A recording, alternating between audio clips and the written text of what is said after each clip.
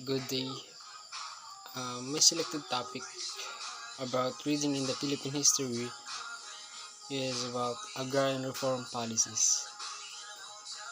First, I would like to define some of the definition of terms. Uh, Una is about agrarian. Agrarian, agrarius, a Latin word, means of landed property. It is more on about land, kalupaan, lawak ng lupa, organized or designed to promote agricultural interest. This can be make any business about agrarian sa lupa. Next is reform. To put rights. So yun, ito yung mga patakaran, karapatan. To change or modify something for the better improve. Reform, improvement. Policies. Management or procedure based primarily on material interest. Policies, yung mga polisiya na dapat nasusunod na may may there is a certain process or procedure na nagaganap. So kapag pinagsama-sama natin, una is about agrarian reform. Means redistribution of lands regardless of crops or fruits produced to farmers and regular farm workers who are landless, irrespective of tenurial arrangement, to include the totality of factors and support services designed to lift the economic status of the beneficiaries and all others. Agrarian reform, it is about yung pagpapaunlad ng mga agrikultura sa isang espesipikong kalupaan na dinidistribute sa mga walang kabuhayan, mga walang sariling lupa. Kasama na rin dito yung pagpapaunlad ng ekonomiya.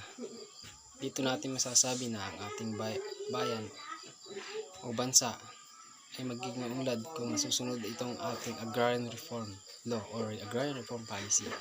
So why is the agrarian reform important? Agrarian reform is very significant for the economy of any country because more than half of the population is employed in the agricultural sector. Agriculture is the main source of livelihood, especially for the developing countries. Reforms are important because they protect the rights of the farmers. Yun, bakit nga ba mahalaga ang agrarian reform sa ating ekonomiya? Agrarian reform is very significant for the economy of any country because more than half of the population is employed. So, sinasabi dito na marami sa populasyon ng ating bansa ay employed in the agricultural sector, nagtatrabaho sa agrikultura. Kaya ang agrarian reform ay naisa katuparan upang mas bigyang diin ang pagkakapantay-pantay ng pagtatrabaho bilang isang magsasaka ng mga populasyon na more than half ay talagang nagtatrabaho sa isa magsasaka.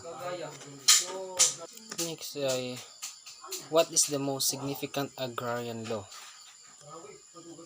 CARL is the most comprehensive agrarian reform law because it covers all private and public lands and other lands suitable for agriculture regardless of tenurial agreement and crops produced. The law also adopted various progressive provisions needed by small and marginal farmers to have equitable land. The most significant agrarian law is the most comprehensive agrarian reform law. Ito yung sumasakop lahat sa pribado o maging pampublikong lupa na maaring pagkabuhayan ng mga nagtatrabaho sa agrikultura.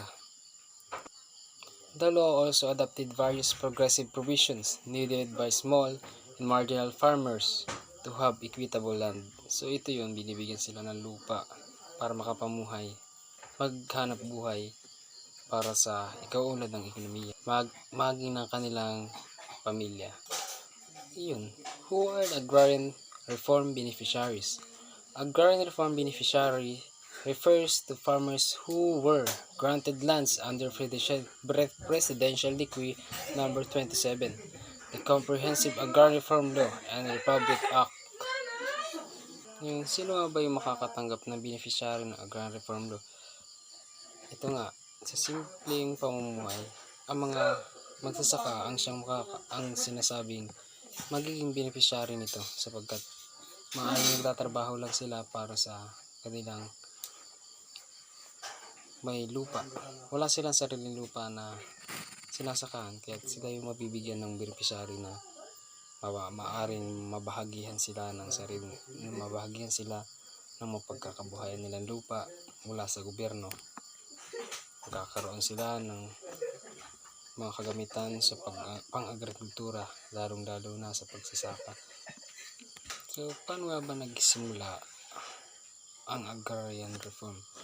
What is the history of agrarian reform in the Philippines?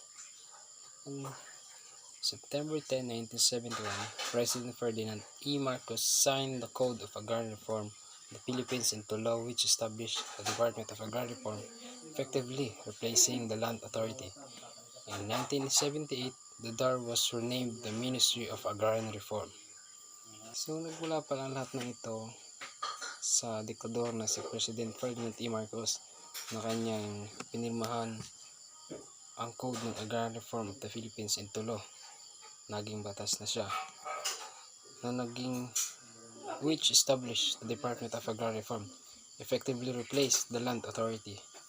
In 1978, the DAR was renamed the Ministry of Agrarian Reform. So yun, nabago yung pangalan ng law na yun na naging Ministry of Agrarian Reform. What is Republic Act number 34 in terms of agrarian reform policies? Republic Act number 34 was enacted to establish a 70-30 sharing arrangement between tenant and landlord. The 70% of the harvest will go to the person who shouldered the expenses for planting, harvesting, and for the work animals. It also reduced the interest of landowners' loans to tenant at not more than 6%. Ito yung Republic Act number 34 na kung paano magbabahagi ang isang manggagawa sa may-ari ng lupa. Kung ikaw ay nag-harvest ng 100 sacks of rice, then it will be divided into two. 70% to the owner and 30% for you. 70% mabibigay pa nila ito dun sa mga for planting, harvesting, and for the work animals. It reduces interest of landowners loans to tenants at not more than 6%. So which president did the most number of agrarian reforms? President Ferdinand Marcos. 5 days after the proclamation of martial law, the entire country was proclaimed a land reform area, and simultaneously the agrarian reform program was decreed. How can agrarian reform succeed? In those areas, agrarian reform succeeded because both agriculture productivity and farmer incomes increased.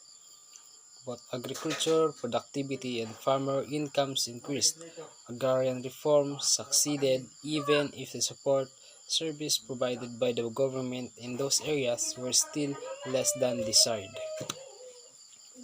Who are the qualified beneficiaries of CARP? Republic Act 6655 lists down qualified CARP beneficiaries in order of priority.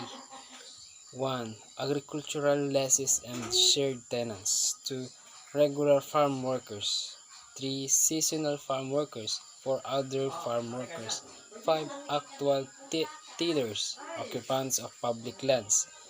6. Collectives, cooperatives of the above beneficiaries. And 7. Others directly. Why was land reform necessary and what was its purpose? So, Land reforms are needed for promoting incentive to the actual tiller of the land for promotion of agricultural production. These reforms assure them that they will not be exploited and get full reward for their labor. What is the purpose of CARP? CARP is a government initiative that aims to grant landless farmers and farm workers ownership of agricultural lands. It is provided under the law signed by former President Corazon Aquino on June 10, 1988. So that's all for today. Thank you for your watching.